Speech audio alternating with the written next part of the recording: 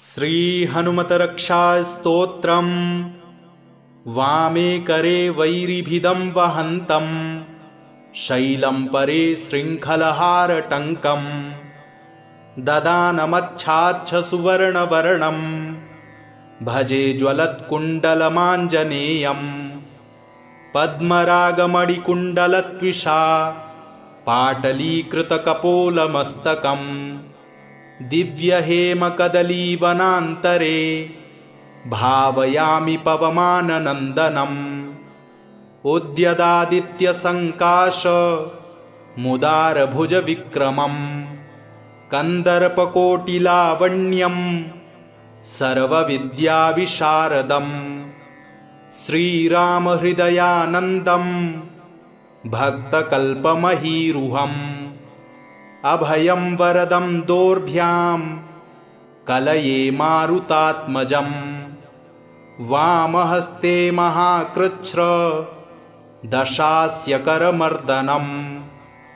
उद्यद्वीक्षणकोदण्डं हनूमन्तं विचिन्तयेत् स्फटिकाभं स्वर्णकान्तिं द्विभुजं च कृताञ्जलिम् कुण्डलद्वयसंशोभी मुखाम्भोजं हरिं भजे वामे करे वैरिभिदं वहन्तं शैलं परे शृङ्खलहारटङ्कम् ददानमच्छाच्छसुवर्णवर्णं भजे ज्वलत्कुण्डलमाञ्जनेयम् पद्मरागमणिकुण्डलत्विषा पाटलीकृतकपोलमस्तकम् दिव्यहेमकदलीवनान्तरे भावयामि पवमाननन्दनम् उद्यदादित्यसङ्काश मुदारभुजविक्रमम् कन्दर्पकोटिलावण्यं सर्वविद्याविशारदम् श्रीरामहृदयानन्दं भक्तकल्पमहीरुहम् अभयं वरदं दोर्भ्यां कलये मारुतात्मजम् वामहस्ते महाकृच्छ्र दशास्यकरमर्दनम् उद्यद्वीक्षणकोदण्डं हनूमन्तं विचिन्तयेत् स्फटिकाभं स्वर्णकान्तिं द्विभुजं च कृताञ्जलिम् कुण्डलद्वयसंशोभी मुखाम्भोजं हरिं भजे वामे करे वैरिभिदं वहन्तं शैलं परे शृङ्खलहारटङ्कम् ददानमच्छाच्छसुवर्णवर्णं भजे ज्वलत्कुण्डलमाञ्जनेयम्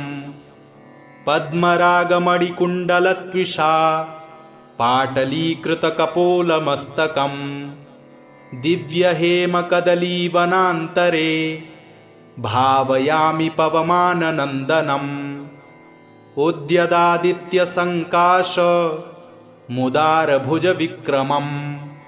कन्दर्पकोटिलावण्यं सर्वविद्याविशारदम् श्रीरामहृदयानन्दं भक्तकल्पमहीरुहम् अभयं वरदं दोर्भ्यां कलये मारुतात्मजम् वामहस्ते महाकृच्छ्र दशास्यकरमर्दनम् उद्यद्वीक्षणकोदण्डं हनूमन्तं विचिन्तयेत्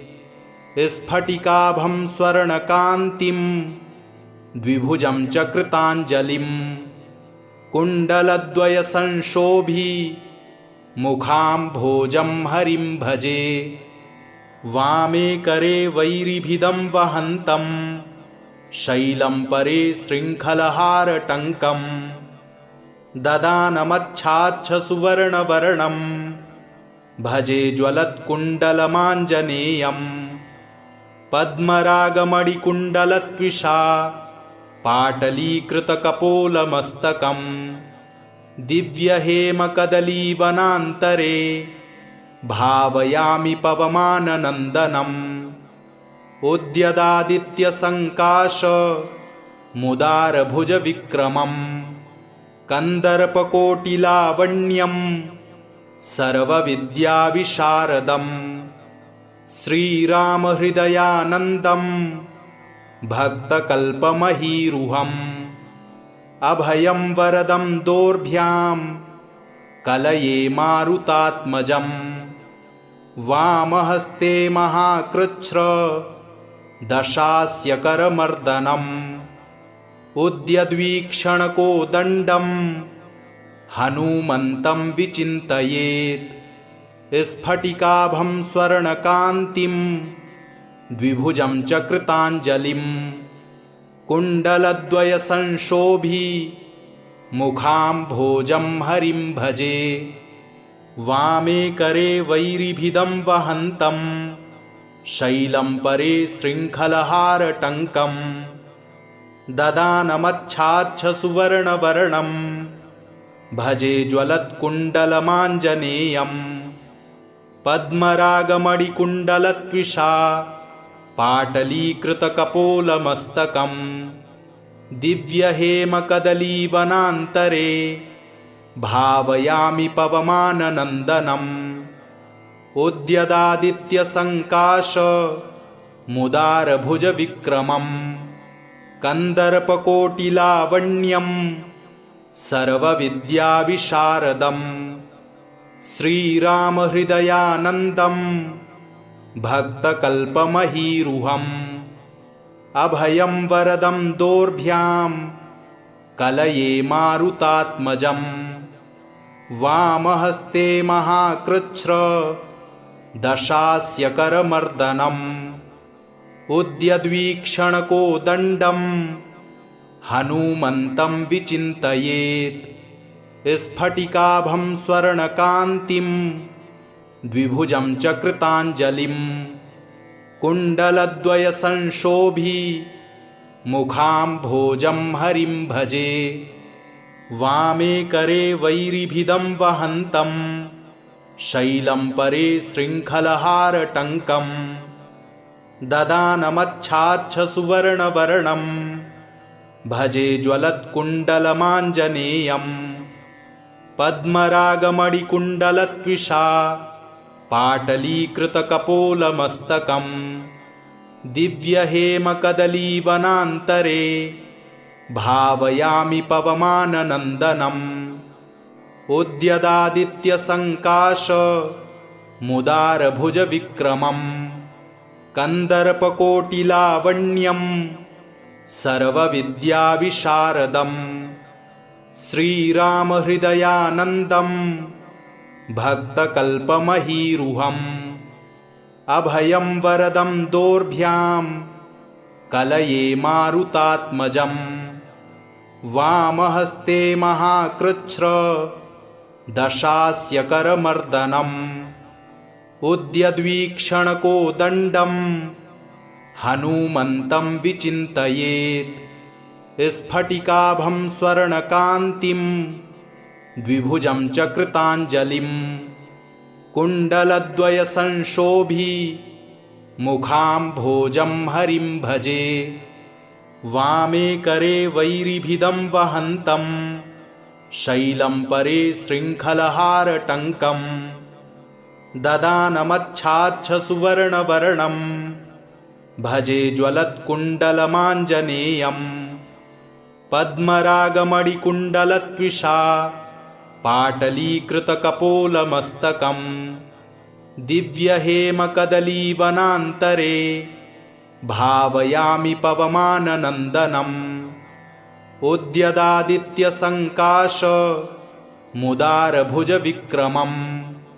कन्दर्पकोटिलावण्यं सर्वविद्याविशारदं श्रीरामहृदयानन्दं भक्तकल्पमहीरुहम् अभयं वरदं दोर्भ्यां कलये मारुतात्मजं वामहस्ते महाकृच्छ्र दशास्यकरमर्दनम् उद्यद्वीक्षणकोदण्डं हनूमन्तं विचिन्तयेत् स्फटिकाभं स्वर्णकान्तिं द्विभुजं च कृताञ्जलिं कुण्डलद्वयसंशोभी मुखाम्भोजं हरिं भजे वामे करे वैरिभिदं वहन्तं शैलं परे शृङ्खलहारटङ्कं ददानमच्छाच्छसुवर्णवर्णं भजे ज्वलत्कुण्डलमाञ्जनेयं पद्मरागमणिकुण्डलत्विषा पाटलीकृतकपोलमस्तकं दिव्यहेमकदलीवनान्तरे भावयामि पवमाननन्दनम् उद्यदादित्यसङ्काश मुदारभुजविक्रमं कन्दर्पकोटिलावण्यं सर्वविद्याविशारदं श्रीरामहृदयानन्दं भक्तकल्पमहीरुहम् अभयं वरदं दोर्भ्यां कलये मारुतात्मजं वामहस्ते महाकृच्छ्र दशास्य करमर्दनम् उद्यद्वीक्षणकोदण्डं हनूमन्तं विचिन्तयेत् स्फटिकाभं स्वर्णकान्तिं द्विभुजं च कृताञ्जलिं कुण्डलद्वयसंशोभी मुखाम्भोजं हरिं भजे वामे करे वैरिभिदं वहन्तं शैलं परे शृङ्खलहारटङ्कं ददानमच्छाच्छसुवर्णवर्णं भजे ज्वलत्कुण्डलमाञ्जनेयं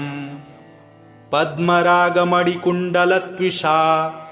पाटलीकृतकपोलमस्तकं दिव्यहेमकदलीवनान्तरे भावयामि पवमाननन्दनम् उद्यदादित्यसङ्काश मुदारभुजविक्रमं कन्दर्पकोटिलावण्यं सर्वविद्याविशारदं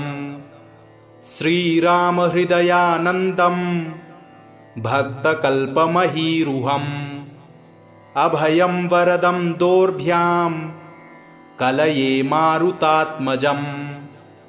वामहस्ते महाकृच्छ्र दशास्य करमर्दनम् उद्यद्वीक्षणकोदण्डं हनूमन्तं विचिन्तयेत् स्फटिकाभं स्वर्णकान्तिं द्विभुजं च कृताञ्जलिं कुण्डलद्वयसंशोभी मुखाम्भोजं हरिं भजे वामे करे वैरिभिदं वहन्तं शैलं परे शृङ्खलहारटङ्कं ददानमच्छाच्छसुवर्णवर्णं भजे ज्वलत्कुण्डलमाञ्जनेयं पद्मरागमणिकुण्डलत्विषा पाटलीकृतकपोलमस्तकं दिव्यहेमकदलीवनान्तरे भावयामि पवमाननन्दनम् उद्यदादित्यसङ्काश मुदारभुजविक्रमं कन्दर्पकोटिलावण्यं सर्वविद्याविशारदं श्रीरामहृदयानन्दं भक्तकल्पमहीरुहम् अभयं वरदं दोर्भ्यां कलये मारुतात्मजं वामहस्ते महाकृच्छ्र दशास्य करमर्दनम् उद्यद्वीक्षणकोदण्डं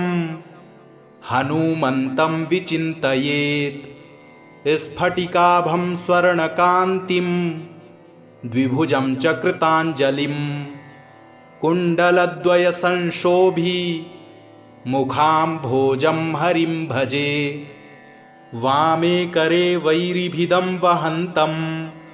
शैलं परे शृङ्खलहारटङ्कं ददानमच्छाच्छसुवर्णवर्णं भजे ज्वलत्कुण्डलमाञ्जनेयं पद्मरागमणिकुण्डलत्विषा पाटलीकृतकपोलमस्तकं दिव्यहेमकदलीवनान्तरे भावयामि पवमाननन्दनम् उद्यदादित्यसङ्काश मुदारभुजविक्रमं कन्दर्पकोटिलावण्यं सर्वविद्याविशारदं श्रीरामहृदयानन्दं भक्तकल्पमहीरुहम् अभयं वरदं दोर्भ्यां कलये मारुतात्मजं वामहस्ते महाकृच्छ्र दशास्यकरमर्दनम् उद्यद्वीक्षणकोदण्डं हनूमन्तं विचिन्तयेत् स्फटिकाभं स्वर्णकान्तिं द्विभुजं च कृताञ्जलिं कुण्डलद्वयसंशोभी मुखाम्भोजं हरिं भजे वामे करे वैरिभिदं वहन्तं शैलं परे शृङ्खलहारटङ्कम् ददानमच्छाच्छसुवर्णवर्णं भजे ज्वलत्कुण्डलमाञ्जनेयम् पद्मरागमणिकुण्डलत्विषा पाटलीकृतकपोलमस्तकम् दिव्यहेमकदलीवनान्तरे भावयामि पवमाननन्दनम् उद्यदादित्यसङ्काश मुदारभुजविक्रमं कन्दर्पकोटिलावण्यं सर्वविद्याविशारदं श्रीरामहृदयानन्दं भक्तकल्पमहीरुहम् अभयं वरदं दोर्भ्यां कलये मारुतात्मजं वामहस्ते महाकृच्छ्र दशास्यकरमर्दनम् उद्यद्वीक्षणकोदण्डं हनूमन्तं विचिन्तयेत् स्फटिकाभं स्वर्णकान्तिं द्विभुजं च कृताञ्जलिं कुण्डलद्वयसंशोभी मुखाम्भोजं हरिं भजे वामे करे वैरिभिदं वहन्तं शैलं परे शृङ्खलहारटङ्कम् ददानमच्छाच्छसुवर्णवर्णं भजे ज्वलत्कुण्डलमाञ्जनेयम् पद्मरागमणिकुण्डलत्विषा पाटलीकृतकपोलमस्तकम् दिव्यहेमकदलीवनान्तरे भावयामि पवमाननन्दनम् उद्यदादित्यसङ्काश मुदारभुजविक्रमं कन्दर्पकोटिलावण्यं सर्वविद्याविशारदं श्रीरामहृदयानन्दं भक्तकल्पमहीरुहम् अभयं वरदं दोर्भ्यां कलये मारुतात्मजं वामहस्ते महाकृच्छ्र दशास्यकरमर्दनम् उद्यद्वीक्षणकोदण्डं हनूमन्तं विचिन्तयेत् स्फटिकाभं स्वर्णकान्तिं द्विभुजं च कृताञ्जलिं कुण्डलद्वयसंशोभी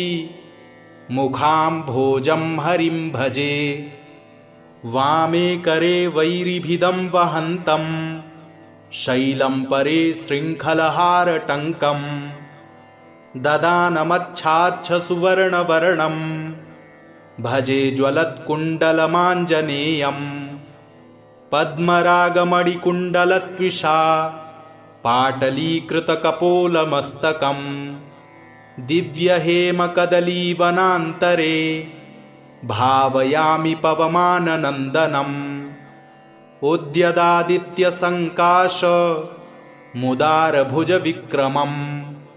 कन्दर्पकोटिलावण्यं सर्वविद्याविशारदं श्रीरामहृदयानन्दं भक्तकल्पमहीरुहम् अभयं वरदं दोर्भ्यां कलये मारुतात्मजं वामहस्ते महाकृच्छ्र दशास्यकरमर्दनम् उद्यद्वीक्षणकोदण्डं हनूमन्तं विचिन्तयेत् स्फटिकाभं स्वर्णकान्तिं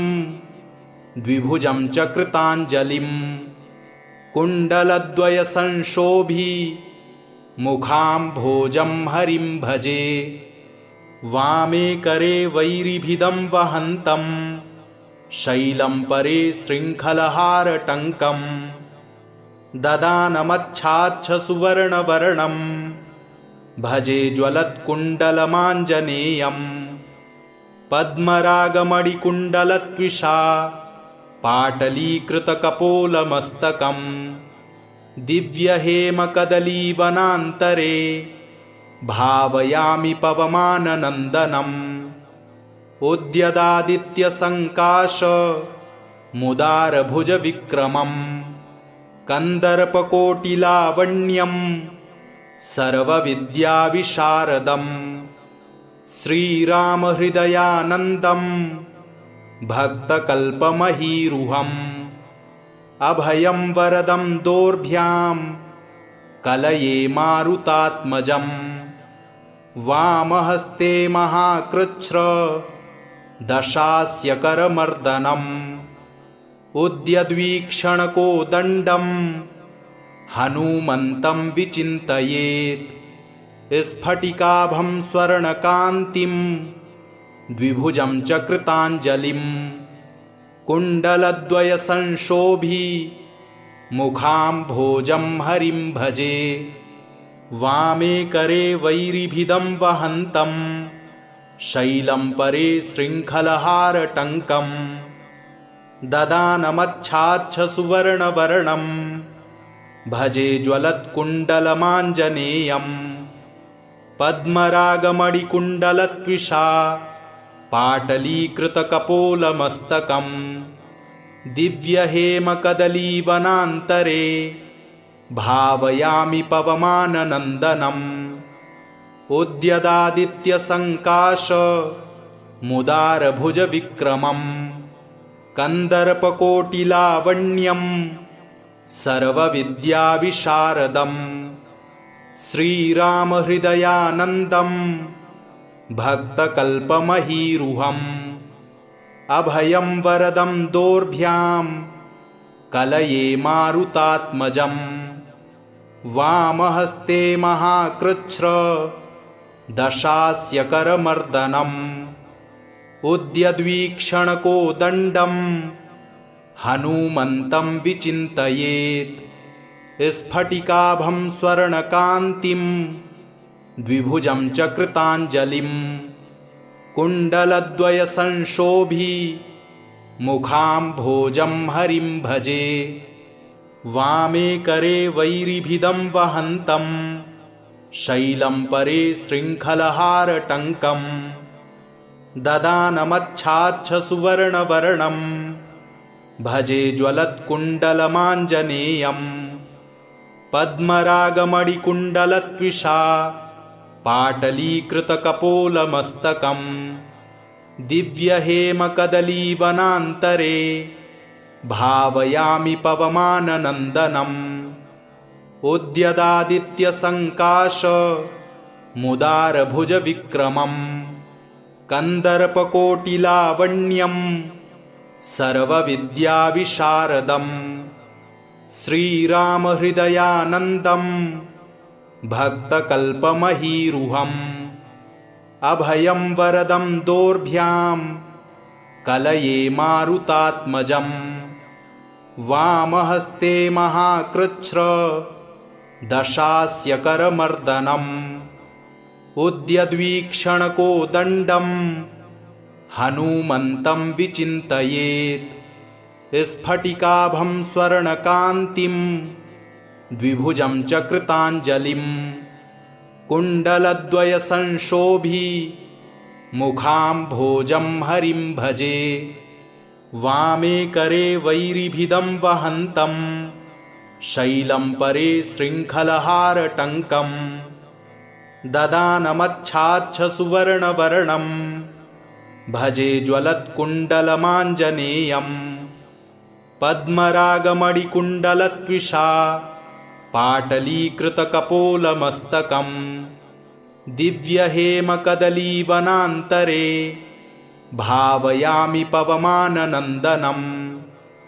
उद्यदादित्यसङ्काश मुदारभुजविक्रमम् कन्दर्पकोटिलावण्यं सर्वविद्याविशारदम् श्रीरामहृदयानन्दं भक्तकल्पमहीरुहम् अभयं वरदं दोर्भ्यां कलये मारुतात्मजम् वामहस्ते महाकृच्छ्र दशास्यकरमर्दनम् उद्यद्वीक्षणकोदण्डं हनूमन्तं विचिन्तयेत् स्फटिकाभं स्वर्णकान्तिं द्विभुजं च कृताञ्जलिम् कुण्डलद्वयसंशोभी मुखाम्भोजं हरिं भजे वामे करे वैरिभिदं वहन्तं शैलं परे शृङ्खलहारटङ्कम् ददानमच्छाच्छसुवर्णवर्णं भजे ज्वलत्कुण्डलमाञ्जनेयम् पद्मरागमणिकुण्डलत्विषा पाटलीकृतकपोलमस्तकम् दिव्यहेमकदलीवनान्तरे भावयामि पवमाननन्दनम् उद्यदादित्यसङ्काश मुदारभुजविक्रमम् कन्दर्पकोटिलावण्यं सर्वविद्याविशारदम् श्रीरामहृदयानन्दं भक्तकल्पमहीरुहम् अभयं वरदं दोर्भ्यां कलये मारुतात्मजम् वामहस्ते महाकृच्छ्र दशास्यकरमर्दनम् उद्यद्वीक्षणकोदण्डं हनूमन्तं विचिन्तयेत् स्फटिकाभं स्वर्णकान्तिं द्विभुजं च कृताञ्जलिम् कुण्डलद्वयसंशोभी मुखाम्भोजं हरिं भजे वामे करे वैरिभिदं वहन्तं शैलं परे शृङ्खलहारटङ्कम् ददानमच्छाच्छसुवर्णवर्णं भजे ज्वलत्कुण्डलमाञ्जनेयम् पद्मरागमणिकुण्डलत्विषा पाटलीकृतकपोलमस्तकम् दिव्यहेमकदलीवनान्तरे भावयामि पवमाननन्दनम् उद्यदादित्यसङ्काश मुदारभुजविक्रमम् कन्दर्पकोटिलावण्यं सर्वविद्याविशारदम् श्रीरामहृदयानन्दं भक्तकल्पमहीरुहम् अभयं वरदं दोर्भ्यां कलये मारुतात्मजम् वामहस्ते महाकृच्छ्र दशास्यकरमर्दनम् उद्यद्वीक्षणकोदण्डं हनूमन्तं विचिन्तयेत् स्फटिकाभं स्वर्णकान्तिं द्विभुजं च कृताञ्जलिम् कुण्डलद्वयसंशोभी मुखाम्भोजं हरिं भजे वामे करे वैरिभिदं वहन्तं शैलं परे शृङ्खलहारटङ्कम् ददानमच्छाच्छसुवर्णवर्णं भजे ज्वलत्कुण्डलमाञ्जनेयम् पद्मरागमणिकुण्डलत्विषा पाटलीकृतकपोलमस्तकम् दिव्यहेमकदलीवनान्तरे भावयामि पवमाननन्दनम् उद्यदादित्यसङ्काश मुदारभुजविक्रमम् कन्दर्पकोटिलावण्यं सर्वविद्याविशारदम् श्रीरामहृदयानन्दं भक्तकल्पमहीरुहम् अभयं वरदं दोर्भ्यां कलये मारुतात्मजम् वामहस्ते महाकृच्छ्र दशास्यकरमर्दनम् उद्यद्वीक्षणको दण्डं हनुमन्तं विचिन्तयेत् स्फटिकाभं स्वर्णकान्तिं द्विभुजं च कृताञ्जलिं कुण्डलद्वयसंशोभी मुखाम्भोजं हरिं भजे। इति श्री हनुमतरक्षास्तोत्रं सम्पूर्णम्।